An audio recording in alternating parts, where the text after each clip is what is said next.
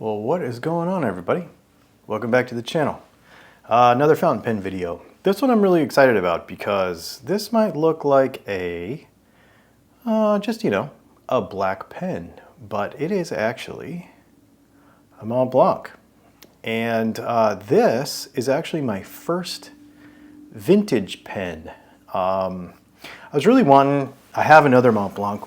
When we get into that pen later on, maybe I'll make another video about that. I'll probably go through all my pens, so if you don't like pen stuff, we'll have other videos too, but pens are cool. So anyway, I have another MontBlanc and I wanted to add to that collection. The problem is that they're kind of expensive. And I got to looking around and I found this one on eBay in Japan.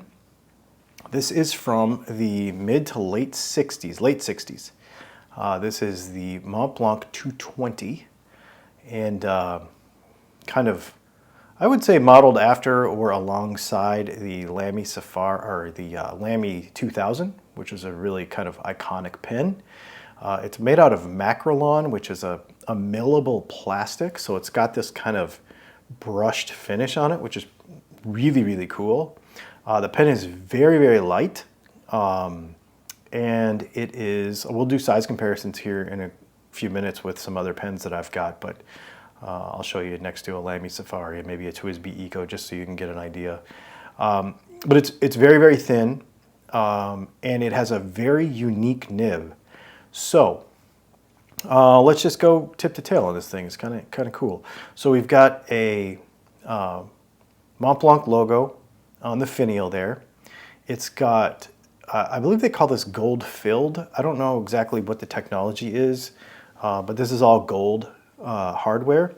Right here, it says MontBlanc, and then on the other side, it says Germany on the cap ring right there in really tiny letters. It tapers real thinly down to the other end, and there's actually a logo on the other end. Now, what I've been told is it's hard to find one of these pens with that logo. That logo can fall out or get lost over time, and fortunately mine has it. The pen came in extremely good condition. I mean, this is a pen from the 60s, so I'm very impressed with it. It is a snap cap, so as we pop the cap off, we will see that we've got a very Lamy Safari or a very Lamy 2000, I keep saying Safari, looking pen. It's got the retainer rings like a Lamy 2000. It's got a ink window in here that doesn't actually work very well. I mean, you kind of have to like have really bright light looking through it to be able to see it, but I kind of don't care. This is a fine nib, and I have filled it once and I've been writing with it almost constantly since I got it. And it seems to last quite a while. I don't know what the capacity is. It doesn't seem to have a lot of capacity, but it has a lot of capacity. And that's one thing we should talk about. This is actually a piston filler. You cannot see, maybe I can get a macro shot. I'll get a couple macro shots of this pen, but there is a seam right in here that you can barely see where the piston knob is. And I don't want to screw it because it's inked and I'll squirt ink out of the pen. But this turns, the end of this pen turns, and there's a seam right in here that, I mean, you can't even see it. It's so well done. And so that's what operates the internal piston mechanism to fill the pen. And now if we look down here at the section, it's got an interesting section because the pattern, the like machined pattern, sort of brushed pattern sort of goes away. And then we've got this very interesting feed, the little kind of teardrop shaped plastic feed underneath there.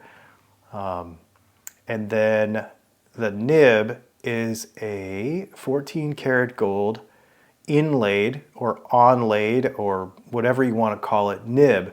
It's not really hooded, as you can see, because the whole thing kind of sits on top of the pen. So that's a little different than a Lamy 2000, but it's kind of cool, right? It's not a traditional MontBlanc style fountain pen nib. It writes incredibly. When I first got it, it was nib creeping really bad, almost to the point of leaking. And so I just gave it some I polished it, And I think there was maybe a little bit of corrosion that was, breaking the surface tension of the ink and causing it to creep a little bit.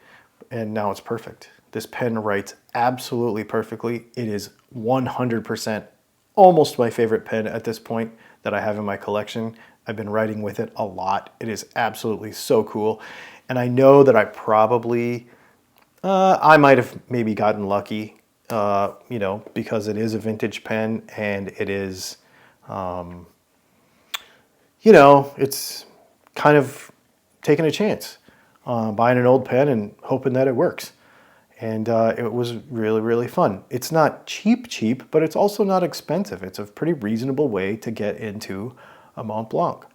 So let me show you a couple of pens that we can compare sizes, and then I'll show you what this thing writes like. All right, we'll just keep the size comparison super basic. So here we have this pen, and here is a Pro Gear Slim. So it's a little bit longer than a Pro Gear Slim, but it's also way thinner than a Pro Gear Slim. Here we have a TWSBI Eco. So you can see the lengthwise is fairly similar, but again, it's just so slim and so light. I absolutely love it. So cool. And then if we push that one to the side and we throw a Lamy Safari in there, now you'll see, fairly similar in size to a Lamy Safari, but just the tapers and the curves to it are just so much more desirable. And man, I just love how it writes. So let me show you that. All right. So here we have the MontBlanc.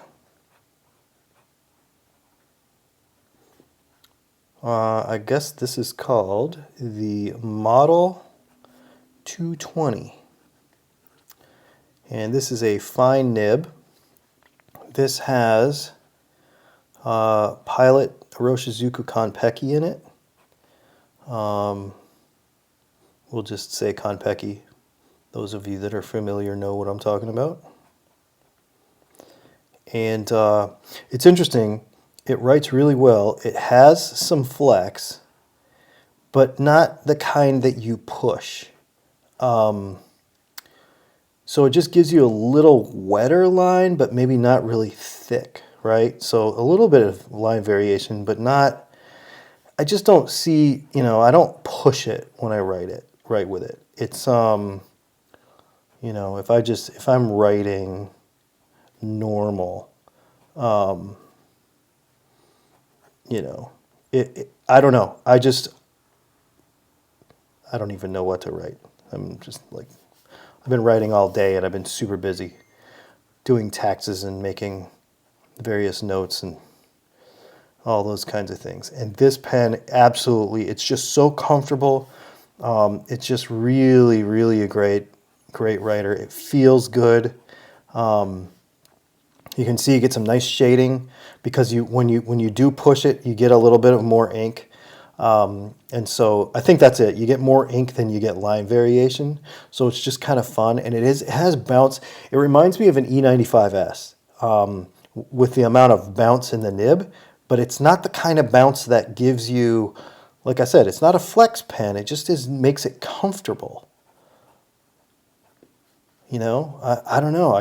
I really, really like this thing. Like I said, maybe I got lucky, but let me know if you've got one of these or something of this vintage in your collection that you really like. Because, man, I am a fan of the MontBlanc 220.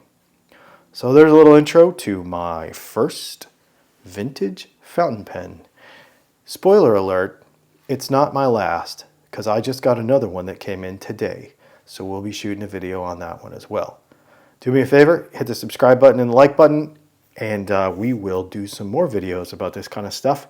In the future, we've also got some other knife videos and some other things, and there's also some beginner fountain pen stuff coming up. If there's any off-topic stuff, if you follow my other channel, Dylan Talks Tone, and you see any of this off-topic stuff that you want me to dive into more, please do that, because this is just kind of where I have fun. Thanks for hanging out, and we'll see you in the next video.